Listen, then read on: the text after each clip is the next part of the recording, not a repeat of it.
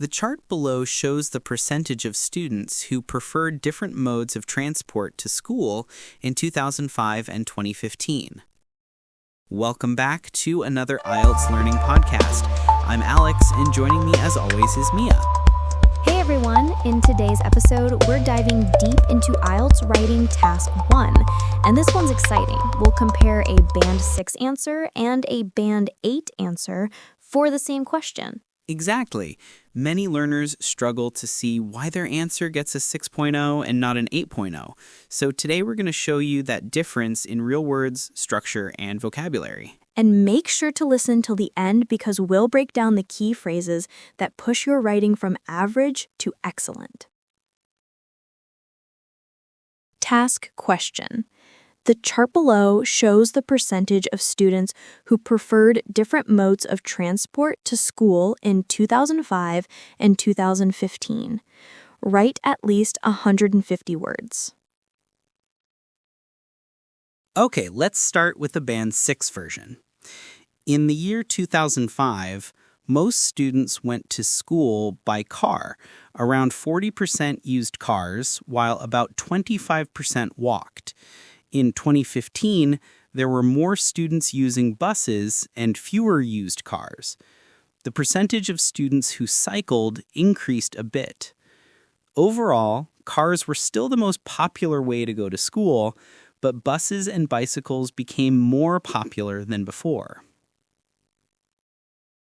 Simple, right? It's understandable, but the language is too basic. There's no complex sentence structure. The vocabulary is repetitive, more students, popular, used, appear again and again, and no data comparison or overview that gives a trend. Exactly, that's what limits it to a 6.0. Now let's upgrade this same answer to a Band 8 version. The chart compares the proportion of students choosing various means of transport to school in 2005 and 2015. Overall, while cars remained the most commonly used mode of transport in both years, there was a noticeable shift toward public and eco-friendly options, such as buses and bicycles. In 2005, approximately 40% of students traveled by car, making it the dominant method. However, this figure fell slightly to around 35% by 2015. In contrast, the proportion of students taking the bus rose significantly from roughly 20% to nearly 30%. Similarly, cycling became more popular, climbing from 10% to around 15%. The percentage of students who walked, on the other hand, experienced a modest decline from 25% to about 20%. This suggests a gradual move away from walking and driving toward more sustainable transport. Wow, that's so much more structured and academic. Yes, notice the key differences. Paraphrased question at the beginning. Overview, summarizing main trends. Specific data comparison. Varied linking phrases like in contrast, on the other hand, and this suggests. Range of vocabulary, proportion, dominant method, gradual move, sustainable transport. And also the grammar. The Band 8 uses complex sentences. For example, while cars remained the most commonly used mode of transport in both years, there was a noticeable shift toward public and eco-friendly options. That's a high-level structure. So if you're aiming for Band 8, don't just describe, compare and interpret trends. Right, and one more tip, include at least 2 clear paragraphs, one for key features, another for details. In the next part, we'll show you how to write a Band 9 version of this same answer, and it's going to blow your mind. Stay tuned, guys. This is where you'll learn how to transform good English into IELTS perfect English. IELTS Writing Task 1 Band 9 Comparison, Part 2. Welcome back to our IELTS podcast, everyone. In the last part, we compared Band 6 and Band 8 answers for the same Writing Task 1 chart about students' modes of transport in 2005 and 2015. And today, we're going even higher.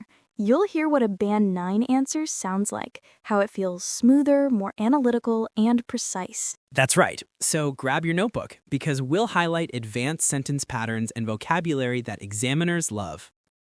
Band 9 model answer. The bar chart illustrates the percentage of school students who use different modes of transport, namely car, bus, bicycle, and walking, in 2005 and 2015. Overall, there was a clear trend toward more environmentally friendly and public transport methods over the decade, with buses and bicycles gaining popularity while car use slightly declined. In 2005, around 40% of students traveled to school by car, making it the dominant choice. By 2015, this proportion had dropped marginally to just over a third. In contrast, bus usage increased from roughly 1 in 5 students to nearly a third, reflecting a growing shift toward public transport. The percentage of those cycling rose modestly, from about 10% to 15%, suggesting that more students embraced eco-friendly commuting. Meanwhile, walking, once preferred by roughly a quarter of students, saw a small reduction to 20% in 2015. In summary, despite cars remaining the most common mode of transport, the data reveals a gradual but significant transition toward greener and more collective forms of travel among students. That was a smooth and complete response. Absolutely Band 9. Yes, notice how it flows naturally. The writer uses clear comparisons and academic phrasing. Let's break down what makes this a Band 9 answer.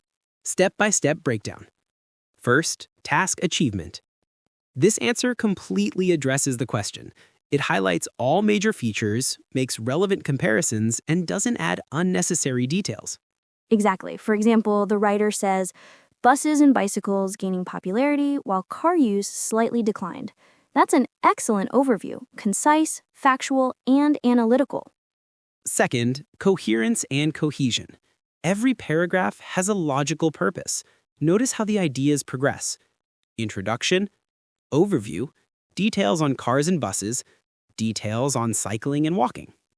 And those linking devices, like in contrast, meanwhile, reflecting, suggesting, they make the report sound connected and fluent.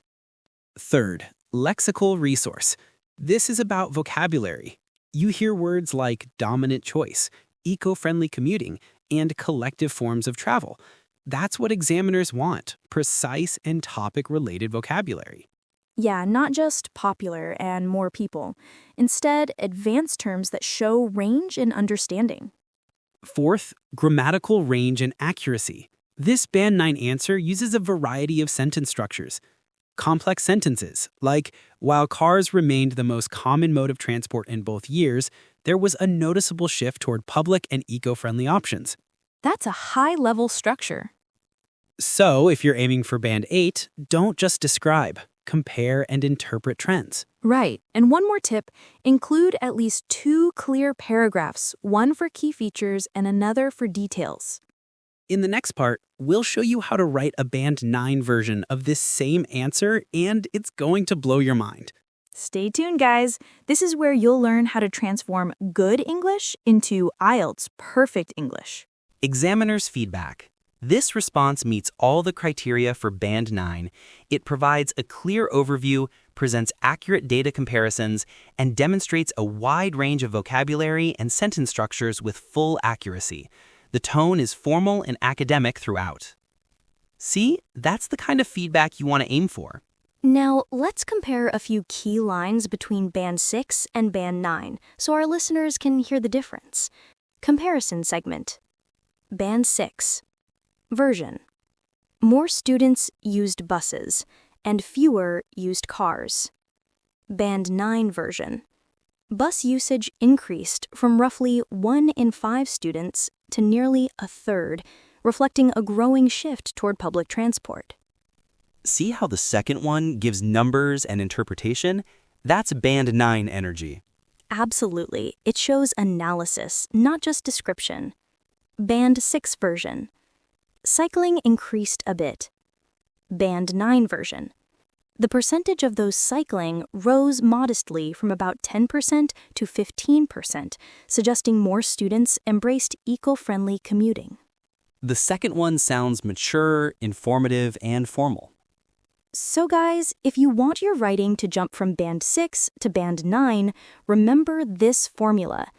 Paraphrase the question, write an overview with trends, use data comparisons, show variety in grammar, maintain formal tone.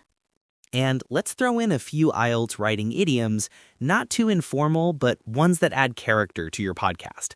At the end of the day, used to summarize. Like, at the end of the day, the chart highlights a preference for sustainable transport. To take something to the next level. To get a Band 8 or 9, you must take your vocabulary to the next level. A clear picture emerges. A clear picture emerges that students are shifting toward public transport.